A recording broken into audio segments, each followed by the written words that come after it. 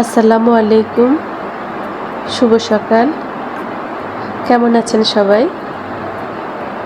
আশা করছি আপনারা সবাই ভালো আছেন। আল্লাহর অশেষ মেহেরবানিতে আমরাও ভালো আছি, আলহামদুলিল্লাহ। আজকে সকাল থেকে প্রচুর বৃষ্টি হচ্ছে। বৃষ্টি আমার সবসময় ভালো লাগে, কিন্তু মেঘলা দিনটা আমার কেন যেন অনেক খারাপ লাগে। প্রতিদিনের মতো সকালেও এক কাপ চা নিয়ে আমি বারান্দায় গিয়ে বসে, এটা আমার অভ্যাস। এটা ফজরের পর পরে আমি এটা করি।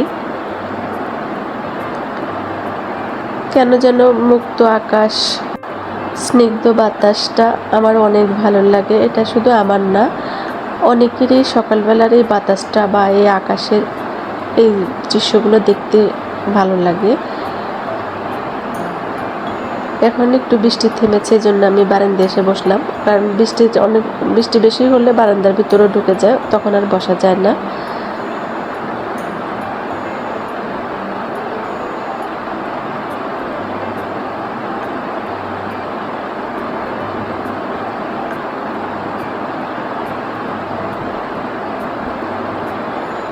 আমার প্রতিদিনের অভ্যাস বারান্দায় বসে একটু চা খাওয়া। এটা সকালে হোক আর বিকালে হোক, এই কাজটা আমি করি। এটা আমার কাছে অনেক ভালো লাগে। আজকে আপনাদের সাথে দুটো রেসিপি শেয়ার করব।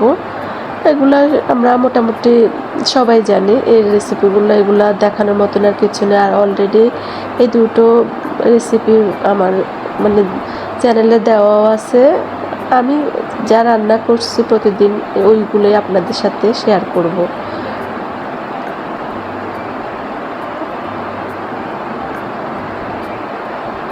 বৃষ্টির দিনে খিচুড়ি খেতে বেশি ভালো লাগে, সেইটাই চিন্তা করলাম যে সকালবেলায় উঠে আজকে খিচুড়ি রান্না করব, সাথে মুরগি, ইলিশ মাছ ভাজা, এগুলোই করব। অনেক দিন পর আমি ভয়েস ওভার দিচ্ছি। আমার এই কয়েকদিন একটু শারীরিক অসুস্থতা ছিল, কথা বলতে গিয়ে অনেক বেশি খারাপ লাগে। আজকে একটু ভালো লাগতেছে, তাই ভয়েস ওভারটা দিচ্ছি। জানি না আবার সবসময় দিতে পারবো কিনা, বা আপনাদের সাথে কথা বলতে পারবো কিনা। তবে আমার কথা বলতে অনেক ভালো লাগে। এই যে আমি এখানে চাল নিয়ে নিয়েছি। আমি এই চালটা হলো আমার রান্না করার, যে ভাত রান্না করি ওই চালটাই। এটা আতপ চালই, আমি আতপ চাল আমরা রান্না করে খাই সেটাই। আর এখানে মসুর ডাল। চাল যতটুকু নিয়েছি, ডালটা ঠিক দুটো ডাল মিলিয়ে সমপরিমাণে নেব। আমি চাল ওখানে 2 পট নিয়েছি। এখানে 1.5 পটের মতো মুগ ডাল আর আধা পটের মতো মসুর ডাল, দুটো মিলিয়ে আমি 2 পটের কাছাকাছি, পুরো 2 পট না, ওই রকমই নিয়েছি। এই দুটো ডালে আমি একসাথে মিশিয়ে নেব। আরেকটা কথা, আমি আজকে এটা রাইস কুকারে রান্না করব। সম্পূর্ণ রান্নাটাই খিচুড়িটাই রাইস কুকারে করব, অন্য কিছুতে করব না। এখানে কিছু মশলা নিয়ে নিলাম। পেঁয়াজ বাটা, রসুন বাটা, আদা বাটা, তেজপাতা, এলাচ, দারচিনি ছিল, যা ছিল এগুলোই নিয়ে নিলাম। আমার দুঃখিত, আমার ক্যামেরাটা অন্যদিকে সেট হয়েছিল, এই জন্য পুরোটুকু আসেনি, আমি খেয়াল করিনি। আমি যেহেতু রাইস কুকারে রান্না করব, তাই আমি পেঁয়াজটা আগে একটু ভেজে তারপরে মশলাগুলোকে কষিয়ে পরে আমি রাইস কুকারে দিয়ে দেব। এভাবে করে রান্না করলে খুব তাড়াতাড়ি খিচুড়িটা হয় আর খেতেও ভালো লাগে। তবে মাঝে মাঝে আমার ছেলেদের বায়নাতে আমার রান্না করতে হয় চুলাতে। আগেও তো চুলায় করতাম, কিন্তু তারপরও এখন যত দিন যাচ্ছে সব কিছুই সহজ হচ্ছে, তাই আমরা সব যেটাতে কম সময় লাগে সেটাতে অভ্যস্ত হয়ে যায়।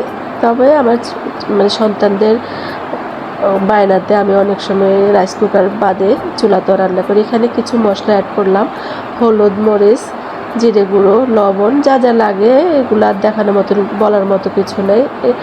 কিছু খিচুড়ির ভিডিও আমার অলরেডি আমার চ্যানেলে আছে, কারণ আমি প্রতিদিন যা রান্না করি সেটাই আপনাদের সাথে শেয়ার করি।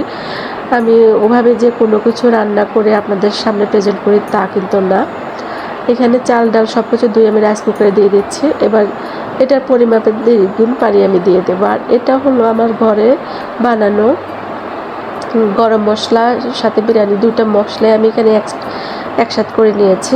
বিরিয়ানি মশলাটা আমি বাসায় বানিয়ে নিয়েছি, ওটাও দিব। আর এই যে এখানে যে পেঁয়াজ সহ যে মশলাটা কষালাম সেটাও দিয়ে দিলাম। আমি এই রান্নাটা আজকে সরিষার তেল দিয়ে করবো ভাবছি, কিন্তু পরে করা হয়নি। আর গুঁড়া মশলাটা দিয়ে দিলাম, দেখলেন।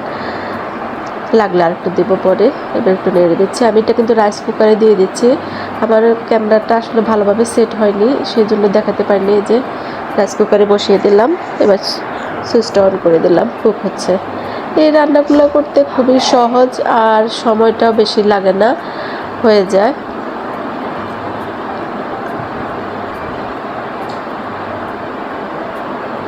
আর রাইস কুকারে রান্না করলে নরম হয়ে যাওয়ার সম্ভাবনা খুবই কম থাকে। আলহামদুলিল্লাহ অনেক ভালো হয়েছে, খেতেও অনেক ভালো হয়েছে।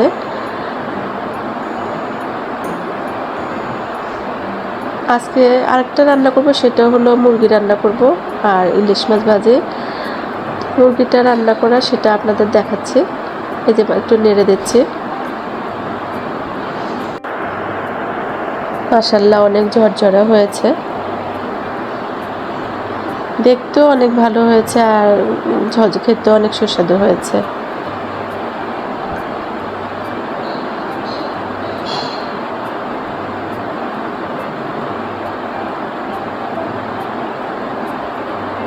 এই যে এখানে মুরগির মাংসটা, এটা ছোট ছোট পিস করে নিয়েছি। এগুলোকে কেটে ধুয়ে, ভালো করে ধুয়ে আমি পরিষ্কার করে নিয়েছি। আর আমার অভ্যাস হলো যে কোনো কিছু মাছ বা মুরগির মাংস যেটাই হোক, আমি ধোয়া শেষ হওয়ার পরে একটু লবণ দিয়েও লবণ পানিতে ভিজিয়ে রাখি, তারপরে তুলে নিই। এটা আমার অভ্যাস। আমার কাছে মনে হয় এতে ময়লাটা যায় আর কালারটা সুন্দর আসে। জানি না সেটার কোনো আসলে সত্যতা কতটুকু জানি, তবে এটা আমার অভ্যাস, এটা এভাবে আমি করি। এখানে লবণ দিয়ে দিচ্ছি। এবারে এক এক করে সবগুলো মশলা অ্যাড করব।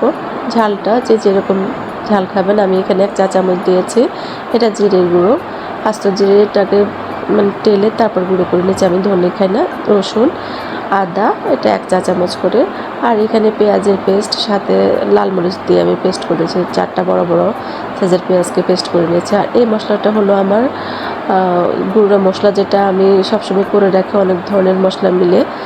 গরম মশলাটার গুঁড়াটা, সেটা তেলটা পরিমাণ মতো দিয়ে ভালো করে মেখে। আর এটা টক দইটা ডিপে ছিল, আগে বের করে রাখতে মনে নেই, তাই ওইভাবেই করে বসিয়ে দিলাম, হতে থাকুক।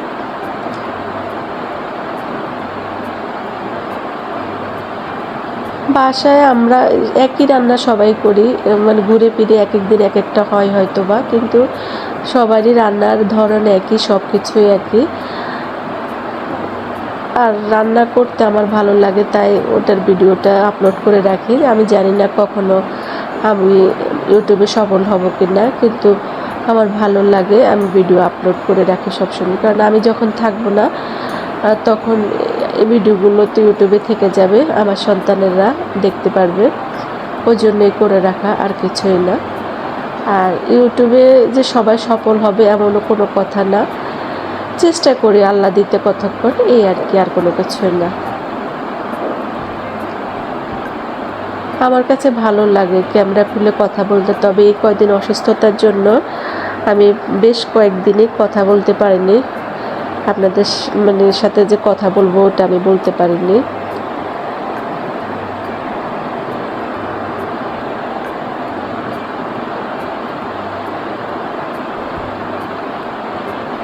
ইলিশ মাছ ভাজার ভিডিওটা করা হয়নি আমার। আজকে ফোনে যে কী হলো আমি বুঝলাম না, মানে ভিডিওগুলো ঠিক মতো আসেনি। কিছু ভিডিও একদম কালো হলো, মানে ওগুলা দেওয়ার মতন কোনো উপায় নেই। তাই আমি ইলিশ মাছের যে ভাজার যে ভিডিওটা, ওটা আমি আর দেখাতে পারিনি, সেজন্য দুঃখিত। আর এটা সহজভাবে যেভাবে ওটা মচমচা করে যে ইলিশটা ভাজি করি, ওটাই, কোনো পানি ইউজ করি না, সেটাই শুকনো ভাজি যেটা, সেটা। পরিমাণ মতো পানি দিয়ে আমি আগে দুইবারই কষিয়ে নিয়েছি, তারপরে আমি পরিমাণ মতো পানি দিয়ে এবার রান্নাটা শেষ করে নেব, বেশি সময় না। আর এই মুরগিগুলো রান্না করতে সময় অনেক কম লাগে, বেশি সময় লাগে না। রান্না শেষ, দেখুন মাশাআল্লাহ অনেক সুন্দর হয়েছে। আমি যে কোনো কিছুতে একটু বেরেস্তা দিয়ে, এটা আমার অভ্যাস। এখানে পেঁয়াজ বেরেস্তা করে দিয়েছি। আর বেরেস্তা দিতে আমি একটু হলুদের গুঁড়ো ইউজ করি, কারণ গরুর মাংস, মুরগির মাংসতে যখনই বেরেস্তা ইউজ করি তখনই আমি একটু হলুদের গুঁড়ো দিই, তাহলে পেঁয়াজের কালারটা সুন্দর আসে। দেখুন মাশাআল্লাহ অনেক সুন্দর হয়েছে, আলহামদুলিল্লাহ। সবাই ভালো থাকবেন, সবসময় পাশে থাকবেন, লাইক সাবস্ক্রাইব কমেন্ট করে পাশে থাকবেন। আল্লাহ হাফেজ।